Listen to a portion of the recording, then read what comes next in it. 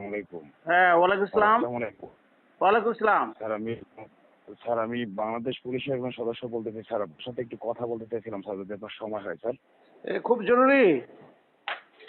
হ্যাঁ স্যার, একটু জরুরি ছিল বলার জন্য, এই জন্য ফোন করছি স্যার। আপনি তো ব্যস্ত থাকেন অনেক কাজ নিয়ে স্যার, সময় পাবেন না। তারপর আপনার এই ব্যস্ততার ভিতরে একটু সময় দেন, আমি কথা আচ্ছা, ঠিক বলতাম আছে, স্যার। কোনো অসুবিধা নেই। পুলিশের মানে আমি নিজেও নিজেকে সবসময় মনে করি যে পুলিশের প্রতি আমার অনেক দায়িত্ব আছে। আমি সারদা পুলিশ একাডেমির লেকচারার ছিলাম। যাই হোক, বলেন বলেন। আপনারা তো জি সারা স্যার, এই মাসে ডিউটি এই পালন করেন। বিশ্বাসে একটু আপনার কাছে ফোন দেয়া স্যার। জি জি, ধন্যবাদ। জি। স্যার স্যার স্যার, আমাদের বাংলাদেশ তো এখন অনেকটা স্বাধীন স্যার। এই বৈষম্য বিরোধী প্রত্যেকটা আন্দোলন থেকে বাংলাদেশ এখন স্বাধীন স্যার, কিন্তু আমাদের এই পুলিশের যে বৈষম্য স্যার, এটা কখনো দূর হবে না? আমরা পুলিশের যে ভিতরে আবার বৈষম্যের কিসের ভিতরে বাস বৈষম্য? করি স্যার। পুলিশ দিকে তো সবাই স্যার ভয় পায়। পুলিশের ভিতরে বৈষম্য স্যার, আমাদের ভয় পায় স্যার, ঠিক আছে, সেটা তো আমাদের সিনিয়র অফিসারের কমান্ড অনুযায়ী, কিন্তু আমরা যে কতটা এই ডিপার্টমেন্টের বিসিএস অফিসার দ্বারা নির্যাতিত, সেটা তো শুধুমাত্র আমরাই জানি স্যার। না, বিসিএস অফিসার তারা নির্বাচন, তারা তো এসপি তারা তো কন্ট্রোল করে। আপনি কি সাব ইন্সপেক্টর? না স্যার, আমি পুলিশ কনস্টেবল। ও, পুলিশ আপনাদের তো খালি বিসিএস কর্মকর্তারা আপনাদেরকে নিষ্পেষিত করবে কেন? সাব ইন্সপেক্টর, ওসি সাহেবরাও তো আপনাদের সাথে মিসবিহেভ করে। আপনাদের পুলিশের গেটের সামনে দাঁড়িয়ে থাকেন, যত আপনাদের সাথে করে। বলেন তো দেখি, আপনাদের কনস্টেবলদের সাথে কি কি ব্যবহার করে, এটা আমারও জানা দরকার। আমি খুব একটা বেশি জানি না। বলেন তো দেখি, আপনাদের সাথে কি বৈষম্য করে? স্যার বৈষম্যটার শুরুটা এখান থেকে হয়, যেমন স্যার আমরা পুলিশ ডিপার্টমেন্টে নিয়োগকে আসার পরে স্যার আমরা তো জানি যে আমরা বাংলাদেশের সেবায় কিছুটা কাজ করবো, কিন্তু আসার পরে স্যার আমরা দেখলাম যে আমাদের বিসিএস অফিসার যারা থাকে, তার বাসায় স্যার দেখা গেছে একজন পুলিশ সুপার যদি থাকে, তার বাসায় আমার মতো স্যার 15 থেকে 20 জন লোক দায়িত্বে থাকবে শুধু তার বাসা প্রোটেকশনের জন্য। মানে কি এই বলছেন? বিষয়ে থাকবে স্যার। 15 থেকে 20 জন পুলিশ একটা পুলিশ সুপারের বাসায় কি কি কাজ করে আপনাদের দিয়ে? তার স্যার কাজ করায় বলতে, তার যদি একটা ছেলে মেয়ে থাকে স্যার, ছেলে মেয়েটারা স্যার স্কুলে পৌঁছাতে হবে, আনতে হবে, তাকে বাজার করে দিতে হবে। তার যদি ড্রেস থাকে সেটা কিন্তু স্যার তাকে ধুয়ে তাকে পরানোর মতো ব্যবস্থা আমাদের করে দিতে হবে। অন্যথায় স্যার তার বাসায় এই যে সে বিসিএস অফিসার, এই অনুযায়ী তার সেন্ট্রি পোস্ট স্যার, সেখানে আমাদের দায়িত্বরত অবস্থায় থাকতে হবে যে বহিঃ কোনো আক্রমণ হয় কিনা। সেখানে স্যার আমাদের 8 জন থাকে পুলিশ কনস্টেবল, সেখানে আমাদের দেখাশোনার জন্য ইনচার্জ থাকে। সে এএসআই পদমর্যাদা হতে পারে অথবা এসআই সশস্ত্র পদমর্যাদার হতে পারে স্যার। এটা তো এটা বাংলাদেশের শুধুমাত্র প্রাইম স্যার পুলিশ মিনিস্টারের তো মনে সুপারের। হয় না যে এইরকম কোনো দেয়। আর পুলিশ এসপিদের তো প্রত্যেকটা জেলায় যে সুন্দর বাসভবন, তারপরে যেসব সিকিউরিটি এলাকায় থাকে, ওদের তো তাদের সাথে কিছু করার কথা না। সে ভিআইপি জোনে থাকে স্যার, ভিআইপি জোনে ভিআইপি মানে থাকার মোস্ট পরে স্যার ভিআইপি এতটা অ্যান্ড সিকিউর শিক্ষিত। জোন, সেখানে তো এই মানে গরু ছাগলও যাওয়ার সুযোগ নাই। প্রত্যেকটা জেলায় তো দেখি সবচেয়ে ভিআইপি হ্যাঁ বাসা ডিসি সাহেবের আর এসপি সাহেবদের। হ্যাঁ হ্যাঁ, কিন্তু স্যার আমরা তো তার প্রোটেকশন, আমরা তো স্যার যদি আমরা এটা ডিনাই করি যে আমরা এটা করতে পারবো না, যদি আমরা কোনো অবজেকশন দেই, তাহলে স্যার দেখা গেছে আমার বাসা যদি হয় চট্টগ্রামে, আমাকে চলে যেতে হবে স্যার ওখান থেকে দিনাজপুরে, অর্থাৎ আচ্ছা আমি রেঞ্জের আচ্ছা, সেটা বাইরে, একেবারে সেটা না আমার আপনাকে এরিয়ার শাস্তি বাইরে দিল, আমার কিন্তু চলে যেতে হবে। এই 20 জন একটা এসপির আরো বলেন তো দেখি, খুব ইন্টারেস্ট পাচ্ছি তো। আর কি কি করায় আপনাদের দিয়ে? স্যার দেখা গেছে যে সে তো বিসিএস অফিসার, তার মিসেস অবশ্যই স্যার শিক্ষিত হয় ম্যাক্সিমাম। সে যদি লোক চাকরি করে, ব্যাংকার অথবা একটা কৃষি মন্ত্রণালয়ে চাকরি করে, তার যে স্যার একটা গাড়ি থাকে, সেটা ড্রাইভ করার জন্য স্যার দেখা গেছে পুলিশ থেকে একজন সদস্য নিবে তার গাড়ি ড্রাইভ করার জন্য। তার বউয়ের প্রোটেকশনটাও স্যার আমাদের এই পুলিশ থেকে দেওয়া হয়। আপনি বলেন কি? আমার তো অবাকই লাগছে। আমি তো মনে করলাম যে আপনারা সবচেয়ে সুখী লোক, কিন্তু আপনাদের যে এসপি সাহেবরা এত মিসট্রিট করে, তো বাসার কাজের লোক বানিয়ে রাখছে। আপনারা তো তার বাসার কাজের লোক না, আপনি তো রিপাবলিক অফ বাংলাদেশ, বাংলাদেশের সরকার, দেশকে সেবা করতেছেন। একটা বিষয় স্যার এরকম, এছাড়া স্যার দেখা গেছে বিসিএস অফিসার স্যার আমাদের পুলিশ ডিপার্টমেন্টে ওনারা স্যার ওনাদের প্রমোশনটা পেয়ে যাচ্ছে স্যার তাদের সিনিয়রিটিতে। হুম আমরা পুলিশ কনস্টেবলে ভর্তি হলাম, হুম এখান থেকে স্যার আমাদের একটা বয়স ভিত্তিক যদি প্রমোশন থাকতো, তাহলে স্যার আমরা সবাই এখানে একটা বেনিফিট পেতাম, একটা প্রত্যাশা থাকতো যে আমরা একটা সময় প্রমোশন পাবো।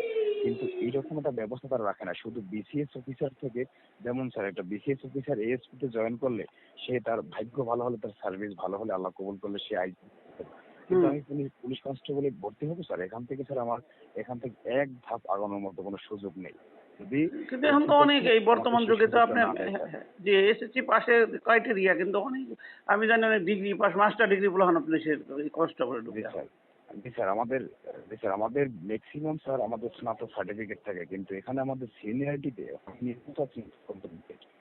নিজে যে স্যার এখান থেকে বয়স ভিত্তিক একটা প্রমোশন পাবো, এর কোনো নিশ্চয়তা স্যার আমার ডিপার্টমেন্টে নাই। এরপরে স্যার দেখা গেছে আমাদের একটা মিশন থাকে স্যার দেশের বাইরে, সেখানে যদি আমাদের মিশনে দেশের বাইরে থেকে আমাদের ধারণা অনুযায়ী স্যার ওখান থেকে সমানভাবে একটা বেনিফিট আমাদের প্রত্যেকের জন্য দেয়, কিন্তু এখানে এই দেশে আসার পরে আমাদের বিসিএস অফিসাররা সেটাকে তাদের র্যাঙ্ক অনুযায়ী স্যার ভাগ করবে। দেখা গেছে আমি একটা অ্যামাউন্ট বললাম এক্সাম্পল হিসেবে, মনে করেন সেখান থেকে যদি আমাদের পাশে 5 লক্ষ টাকা করে দিয়ে থাকে, সবাই 5 লক্ষ টাকা পাবে। দেখা গেল স্যার পুলিশ সুপার অথবা এসপি সে নিয়ে গেল স্যার সেখান থেকে 4.5 লক্ষ, আমি দিলাম 50 লক্ষ।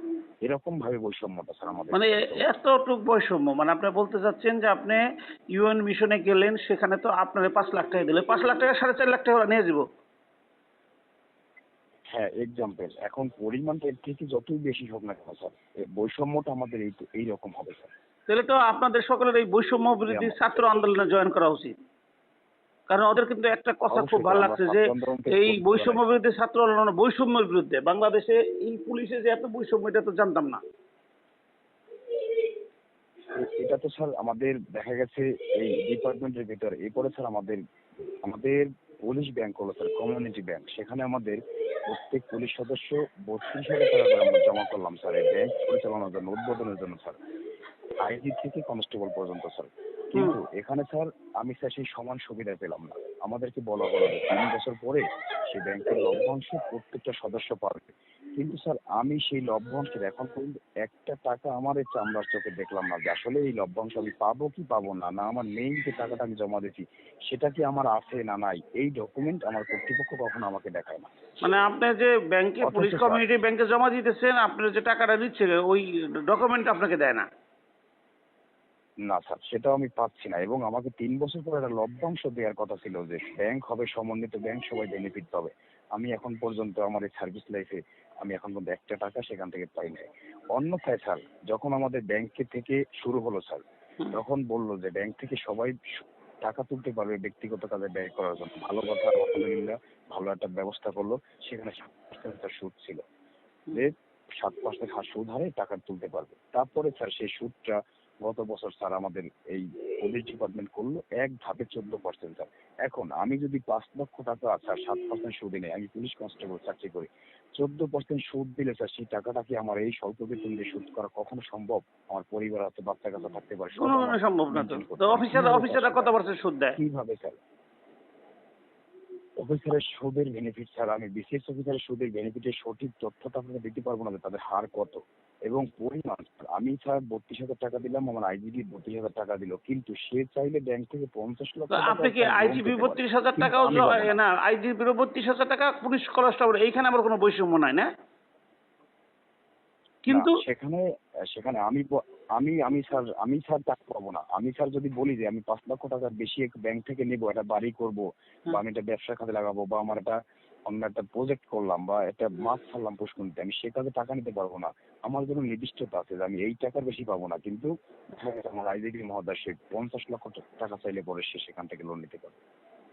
কিন্তু আপনার টাকা উনিও ঠিকই 32,000 টাকা জমা রাখছে, আপনিও 32,000 টাকা জমা রাখছেন। ঠিক, হ্যাঁ হ্যাঁ ঠিক। উনি তো 32,000 টাকা 64,000 টাকা জমা রাখে নাই, কিন্তু উনি 50 লাখও নিতে পারবে। আর আপনি হ্যাঁ 5 উনি লাখও 50 নিতে টাকা পারবেন না। নিতে পারবে। আর আপনি 5 লাখও নিতে পারবেন না। হ্যাঁ আমার জন্য স্যার ফিক্সড। তাহলে আপনারা যদি এখন যাই হোক, আমি আপনার ইচ্ছা করে আমি আপনার ডিটেলস জিজ্ঞেস করতেছি না, আমি আপনার কনভারসেশনটা আমি ফেসবুকে দিয়ে দেবো, আপনি যদি আমাকে অনুমতি দেন। অবশ্যই স্যার, আমার কোনো সমস্যা নাই, কারণ আমি এখানে কোনো না মিথ্যা না, কথা আপনাদের বলি নাই, প্রতিবাদ যারা করতে মিথ্যা হবে, কথা বলছে সেটা করবো, প্রতিবাদ আমি করতে সমস্যা। হবে, বৈষম্যের বিরুদ্ধে হ্যাঁ কথা বলতে হবে। প্রতিবাদ, হ্যাঁ, তো আমি নয় স্যার তো হবে না। আমি নিজে একজন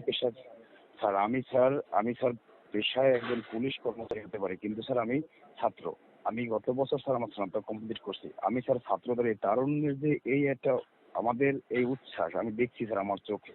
আমি এই পুলিশ ডিপার্টমেন্ট থেকে স্যার আর একটা কথা বলি, আমাদের রংপুরে যে আবু সাইদ স্যার হত্যা মামলা স্যার, ওই ছেলেরে স্যার যে গুলি করছে স্যার তার কিন্তু সাজা হয়ে গেল অথবা তার সাজা দিবে, কিন্তু স্যার ওই আবু সাইদকে যে গুলি করছে স্যার ওই ব্যক্তি কি তার নিজের ইচ্ছায় গুলি করতে পারে স্যার? ওকে তো কমান্ড করা হয়েছে স্যার, কিন্তু আপনারা না, তো কেউ এইটা ওইটার শুনবেন না। ব্যাপারে আমি কথা বলছি, ওইটার ব্যাপারে আরো কথা বলবো, কারণ কোনো পুলিশ কনস্টেবলের বুকের পাঠা নাই সে গুলি করবে, স্যার কোনো এসপি জি স্যার, এসআই পাঠা গুলি নাই গুলি করবে, কোনো ওসি সাহেব উপরে থেকে নির্দেশনা কখনো গুলির আদেশ দিবেন ছিল স্যার, হুম। এটা স্যার কমান্ড ছিল অবশ্যই, যে কে কমান্ড করলো তাকে কোনো যাচাই বাছাই করলো না, যে গুলি করছে সে তো চাকরি পাইছে স্যার, হুম। সে তো বাধ্য, কিন্তু যে কমান্ড করলো তার কি কোনো দোষ ত্রুটি ছিল না আমার ডিপার্টমেন্টে স্যার? হুম, হুম। সেটা নিয়ে আমি কথা একটা বলতেছি, গুলি আমি বের সোচ্চার হয়েছিল সেটা। স্যার আমার, স্যার আমাদের আমাদের বন্দুক থেকে একটা গুলি বের হইতে আমরা বাধ্য স্যার, যখন বাধ্য হয়ে যাই তখন এই কাজটা করতে হয়, আমার চাকরি করতে হয়। দেখা গেছে আমি চাকরি ছেড়ে যদি চলে যাই, আমার এলাকার মানুষ বলবে আমি চুরি করে আসছি ডিপার্টমেন্ট থেকে, আমার চাকরি কেন গেল, আমার চাকরি বাঁচাতে, কিন্তু আমার হাই কমান্ড যেটা বলে তার কোনো বিচারের ব্যবস্থা স্যার কখনোই বাংলাদেশ হবে না স্যার। আমি স্যার আমার চোখে দেখছি, আমি আমি মুক্তিযুদ্ধ দেখি নাই স্যার, আমি দেখছি স্যার আমাদের 2024 তারুণ্যের বিপ্লব স্যার, আমার ছাত্র আন্দোলন আমি নিজের চোখে দেখছি স্যার। আমি চাই, আমার কাছে কোনো সুযোগ নাই এই ছাত্র আন্দোলনে সবার সাথে কথা বলার মতো স্যার, এই সুযোগ থাকলে আপনি তাদেরকে বলেন আমাদের এই বৈষম্যটা স্যার দূর করেন। আমরা স্যার একেবারে আমাদের শেষ পর্যায়ে পৌঁছে দেয়ালে পিঠ থেকে গেছে স্যার আমাদের। আচ্ছা, আমাদের স্যার আপনাদের এই যদি যেই দেওয়ালে ফিট জায়গায় থাকে ফেলা আমি যায় আপনাদের বলি, আপনাদের ব্যাপারে আমি আন্দোলনে কালকা থেকে ইনশাল্লাহ নামবো। আমি প্রত্যেকদিন 2টা করে লাইভ করব এবং কি আমি আপনাদের গাইড করব, আপনারা আমাকে গাইড করাবেন। এই যেহেতু আপনারা অনেকে পুড়িয়ে মারছে, রাস্তায় ঝুলিয়ে রাখছে এবং তাদের লাশের এখন পর্যন্ত শনাক্তকরণ হয় নাই। আর হলো যে আপনারা দিনরাত 24 ঘন্টা সার্ভিস করে দিয়ে রাখেন। আমি ওইটার এখন ইনশাল্লাহ এখন আপনাদের একটা পর্যন্ত না সমাধানের স্যার, মধ্যে চেষ্টা করব। আমার যেহেতু এত রাত্রে আপনি এই 1টার এখন সময় ফোন পর্যন্ত দিচ্ছেন। আমি জানি না, এখন পর্যন্ত আমি জানি না যে আমার সহকর্মী কজন ভাই কজন বোন, এই এই এই এই যে ট্রাজেডি স্যার, এটা তো আমাদের, যদি বাংলাদেশের জনগণের যে হয়ে থাকে যে মুক্তিযুদ্ধের ইতিহাস, এটা যে আচ্ছা, যখন আপনার সাথে আছে, আমি মনে করি এটা আমার আবার কথা পুলিশ বলবো, যেহেতু ট্রাজেডি স্যার। আপনার অনুমতি দিচ্ছি, এটা দিব, বেশি লম্বা হলে আমি এটা যাবে না ফেসবুকে। অবশ্যই এটা দিয়ে অবশ্যই জি স্যার, অবশ্যই আপনার সাথে আবার পরবর্তীতে কথা বলবো। ঠিক আছে, ভালো থাকেন আপনি। অবশ্যই। ওকে ওকে ওকে, ধন্যবাদ। আসসালামু আলাইকুম। Thank you, thank you.